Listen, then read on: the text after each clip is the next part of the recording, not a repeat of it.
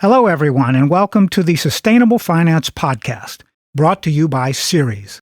I'm Paul Ellis, your host for these programs about developments in this fast-growing industry. DFD Partners is on a mission to provide asset managers the most innovative, data-driven distribution platform in the industry. Devon Drew, founder and CEO of DFD Partners, understands that diversity in gender, background, asset class, and generation drives inclusion. That's why the firm is dedicated to providing the platform services to those asset managers who may not have the tools and resources to effectively scale. With more than 16 years in the asset and wealth management industry, Drew has raised over $30 billion in client assets under management. His experience with top industry organizations has given him the knowledge and experience to start DFD Partners. Devon will join me shortly, but first I want to say a few words about our sponsor. I'm thrilled to talk about the important work Ceres is doing. Ceres is a nonprofit organization working with the most influential capital market leaders to solve the world's greatest sustainability challenges.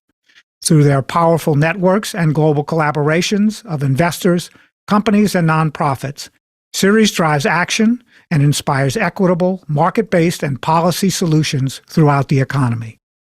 To learn more, go to ceres.org/podcast. That's CERES.org/podcast. At Ceres, sustainability is the bottom line. Hello, Devon, and welcome to the Sustainable Finance Podcast. Thank you for having me. I'm glad that we're talking this morning. We got some good news last week. We were ranked by U.S. News and World Report as one of the top 10 podcasts out there for financial advisors. So we're talking to the right people this week, I believe. Congratulations. That's awesome to hear. Thank you very much. So, Devon, let's jump right in with the questions here. And the first one is, sustainable and ESG investment management has been going through some growing pains in 2022. And now that the midterm elections are behind us, what do you see as the biggest remaining barrier to growth in this part of the industry? Well, no, that's a great question. And looking at the trends, seeing that ESG is expected to grow to $53 trillion by 2025. But here in the United States, we still have an education barrier for driving flows and awareness within the ESG space. The way I view it is looking at ESG probably should be all very separate, very, very separate, but they're included all in one. So, and also the misconception is ESG impact, is ESG D&I, is it climate change reform, right? So to having all these separate but large aspects of the issue make it difficult for people in the financial community to really have broad adoption, looking at is it inclusive versus exclusive, right? So I just think that being able to separate the E, the S, and the G when it comes down to investing, to be able to slot it in individual portfolios is still probably the largest barrier of entry. Yes, Devon, I'm glad you positioned it that way. I've always considered E, S, and G as a toolkit, a series of measurement systems that can be used and are needed to be used to determine the sustainability of portfolio strategies. But it's not an asset class. It's not a portfolio strategy. And unfortunately, a lot of people have interpreted it that way. So we'll see how all that unfolds over the next year. I know one of our podcast guest earlier in this year was Anuj Shah, and he said that the trend this year is maybe in 2022, we would just stop using the moniker ESG and just call it investing. So we've also just finished the second week of the COP27 summit in Egypt, where the focus on climate change impacts to the financial services industry was front and center. What's your perspective on these impacts to financial services in the U.S. over the next 3 years?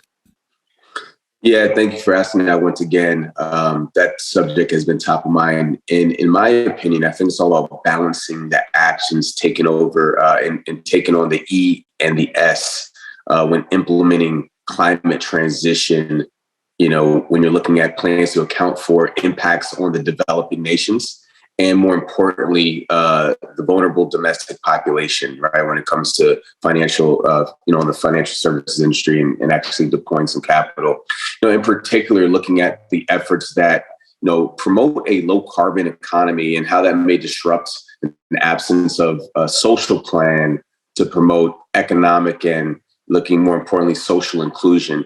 So all of those have to be taken into consideration within the financial services industry.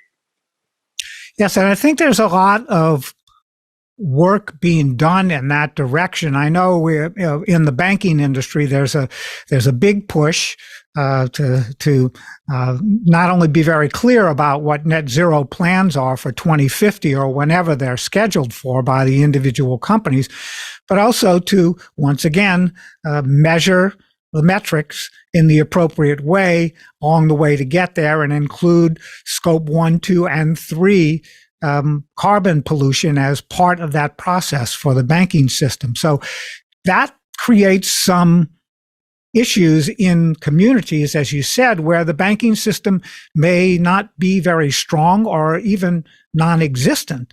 Is that something that you find is a particular problem in big cities or in particular neighborhoods in cities?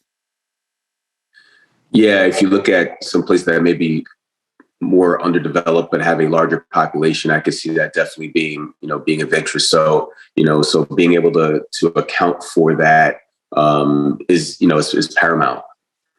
Okay, good.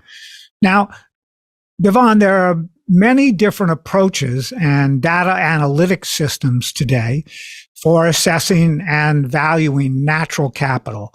What's your process at DFD Partners, and how important are the technology tools that you use?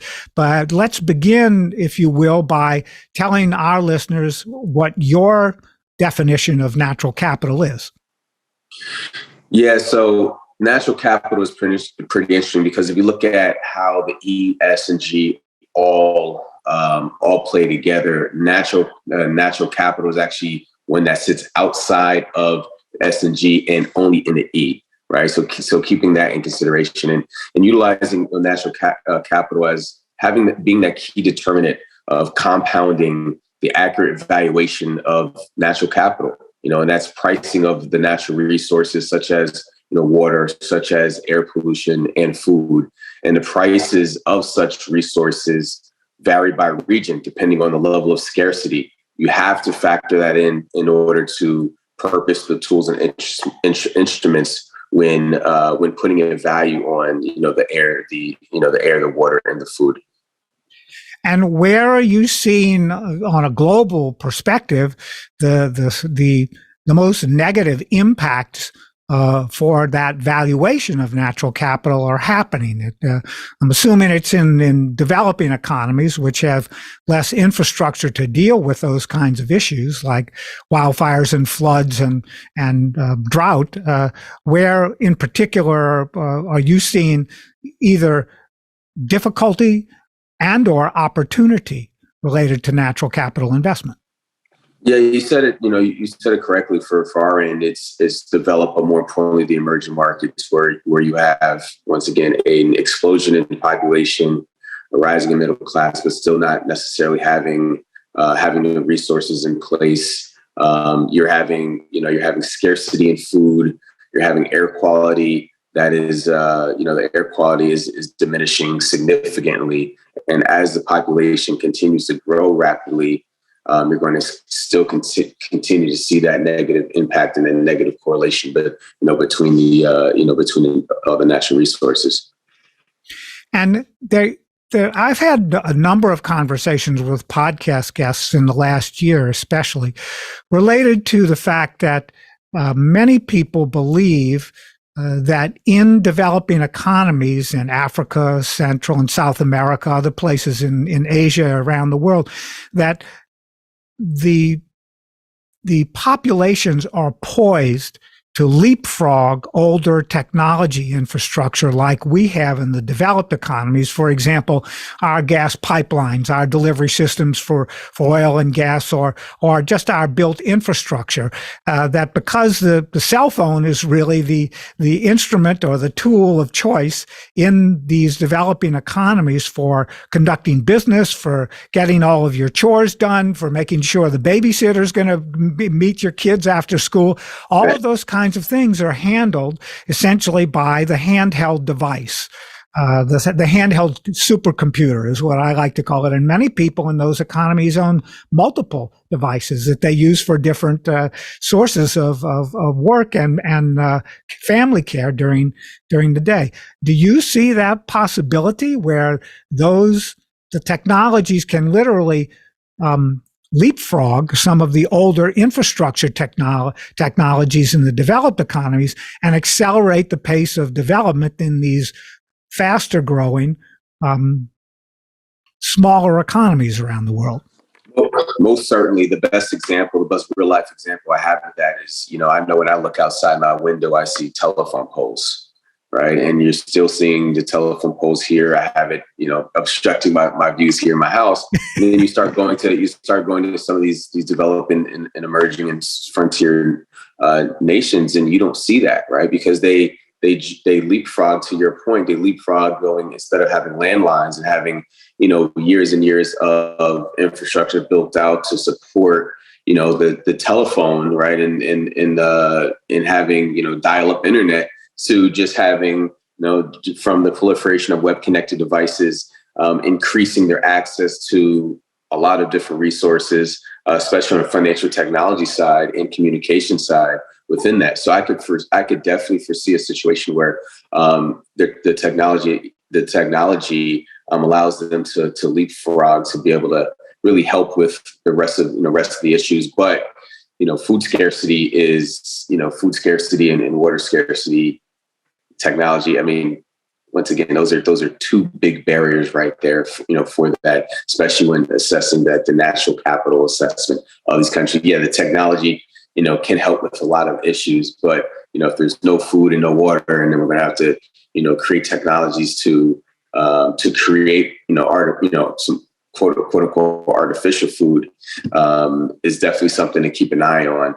And then also looking at, let's go back to Africa and how important coal is to the economy, and how, dirty of a fossil fuel that is. And you have, you have China's you have China that's having a big thumbprint in the African economy. So once again, it kind of all goes full circle, but, yes, the technology will allow them to leapfrog in certain situations. But, if the bread is still buttered with coal, and you have, Chinese input in what's going on in these countries, specifically in Africa, it will exacerbate negativity on their natural capital scores. Yes, that's very true. And I'm also going to be speaking in a podcast conversation in the first quarter of next year with a company that is using handheld technology platforms, interfacing with banking systems in some of the smaller economies in Africa as a way of bridging those kinds of gaps financially for farmers, where they get their crops funded by a local bank for a couple of years because they're using the technologies that this firm has come up with to help them know the cycle for growing, harvesting, and all of that kind of stuff much better and much more clearly. So I think there's a lot of potential in these developing economies related to all of these kinds of business cycles. Today, when in my introduction, I mentioned several ways of considering things like diversity. And that's one way, I think, diversity of technological development. But what other ways are you using diversity that DFD Partners uses it to drive inclusion in the asset management process? And please illustrate a couple of examples of this process for our listeners, if you will. Yeah, you may or may not be aware that, in the roughly $85 trillion of globally managed assets, right? worldwide. Only 1.4% of those is managed by diverse managers. And we're considering that women in BIPOC. However, when you go back and you look at the research, whether it's from the Knight Foundation or the study by Harvard, it doesn't matter whether you're black, white, green, purple, blue. There is no difference in performance within fund managers. However, the same study by Knight actually goes and highlights that even though that is the case, women and BIPOC fund managers have a 10 times harder time raising capital. And a lot of times when you're looking at that, what is that capital going to be deployed into? Whether you're an asset manager or whether on the VC side or private equity, a lot of that capital is going to be deployed into whether it's ESG or underrepresented founders, right? So, looking at it from that standpoint, if we can't help bridge that investment gap and help these managers that don't necessarily have the tools, resources, but more importantly, the headcount to cut through the noise and help them raise the capital that goes to deploy into areas where it's needed, then it's going to be the same old cycle. So at DFD, we're patent pending on our technology that's able to leverage big data across platforms, leveraging artificial intelligence to be able to sift through the noise, pick up some keyword indications to be able to match that fund manager that has that product fit with an allocator within, whether that is a private wealth advisor or pension fund or sovereign wealth fund that might have that product need, shortening the sales cycle, shortening the time it takes to raise capital, and also having the ability to not have to add to expensive business development headcount in order to help them raise capital more effectively and more efficiently. So, Devon, you used the term BIPOC, which I'm not sure all of our listeners are familiar with. Could you tell us what that acronym stands for, please? Yeah, Black, Indigenous, and people of color. Okay, good. And it's also true, as you suggested, that a number of female founders that we've had as guests on the podcast have said to us basically the same thing, is that women get under 10% of the total venture capital and private equity funding. And when you look at how women founders perform over a cycle, a rotation of capital investment, they normally outperform their male counterpoints who are getting over 90% of the capital. So you're right. Mm-hmm. We absolutely need to not only change that, we need to revolutionize that part of the industry, in my opinion. And I'm glad that you're focused on that at DFD. So, yeah, and not only are we focused on that, it's in our DNA. And on December 2nd, we're launching our big initiative, which stands for Bridging the Investment Gap. And it is our mission and vision to raise $1 trillion in diverse manager AUM by 2030. That's fantastic. I love those kinds of goals and objectives where you've really got to stretch yourself from day one, right, to achieve them. But you're headed in the right direction. And please, if you can provide us with anything that you have in print related to this new initiative that DFD is launching, so that we can attach it to the podcast program for our listeners to spend more time on rather than just in our brief conversation, I'd really appreciate it if you could send us those materials and any press releases or news stories that come out related to that as well. Devon, what issues besides climate change do you see having a major impact on how portfolio assets will be professionally managed for sustainability during the next 5 years? So it goes back to being able to differentiate the E, the S, and G. And you're seeing firms like BlackRock taking on a chain recently, with their stance on ESG. But the way I view it is this: if you take some of the managers that we work with, let's call one Adesina, right? And Adesina is an asset management firm that is Black, Latin owned, and LGBTQ owned. Right. Right. And if you look at their ETF, their social justice ETF, right? People want to put these type of products in a certain bucket. So instead of getting 40% of our allocation. They're saying, well, this is ESG and its impact, and we're going to put it in our 5% bucket. However, if you look at their performance, whether it's versus the S&P or whether it's versus the equity, it's a kick-ass fund, right? So when it comes to portfolio construction, it's always in the box. Where does it fit? And I think that is the misnomer when you're talking about ESG in the overall portfolio, because it's only $1, right? So to have like, how do you structure it to fit that $1, right? If it's 60 cents on a dollar, is it 40 cents on a dollar? So I think, in my humble opinion, instead of viewing things viewing these products as, hey, listen, this is impact, so it fits in this smaller bucket. No, because it is focused on the environment and social change in the governance, because we view the correlation in having those key metrics in place, that is going to result in larger outperformance over time.